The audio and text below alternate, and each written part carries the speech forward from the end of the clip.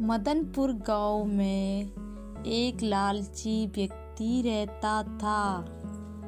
वह बहुत ही लालची था।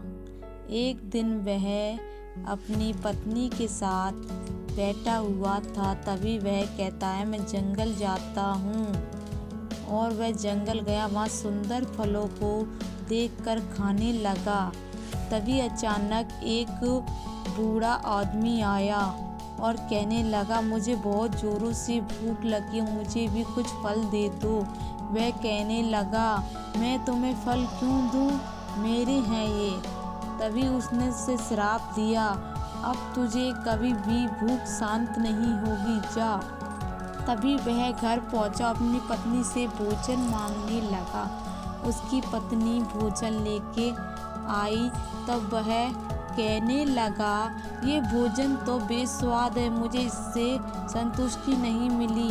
अब वह भोजन की तलाश की सोचने लगा और कहने लगा, छी, इतना गंदा भोजन बनाती हो, ले जाओ यहाँ से, मैं तो भोजन कर ही लूँगा कहीं ना कहीं। तभी वह एक घर में झांक कर देखने लगा कि कहीं भोजन की खुशबू आ रही थी, समोसों की।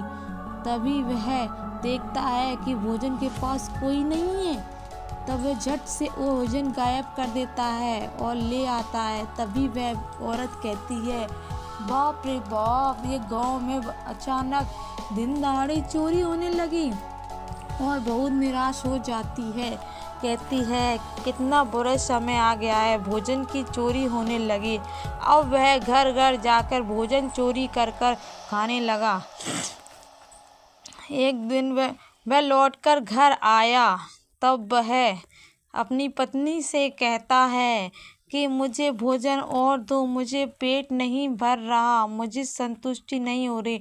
वह लकड़ी लेने जंगल की ओर जाती है। तब उससे वे बाबा मिलते हैं। वह कहते हैं, बेटी बहुत भूखा हूँ, भोजन दे दो। तभी वह घर से वो भोजन ले आती है जो उसके पति ने मना किया था।